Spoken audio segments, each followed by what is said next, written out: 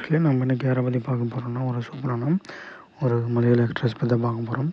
இவங்க பேர் பார்த்திங்கன்னா இனியா. இவங்க பார்த்திங்கன்னா சோசியல் மீடியாவில் படை ஆக்டிவாக வந்துட்டுருக்காங்க. அது மட்டும் இல்லாமல் தமிழ் திரைப்படங்கள், மலையாள திரைப்படங்களில் வந்து அதிகமாக நடிச்சிட்டு வந்துட்டுருக்காங்க. முதல்ல பார்த்திங்கன்னா மலையாள திரைப்படங்கள் அறிமுகமாக இருக்காங்க. அதுக்கப்புறம் பார்த்திங்கன்னா தமிழ் திரைப்படங்களில் அதிகமாக நடிச்சிட்டு வந்துட்டுருக்காங்க.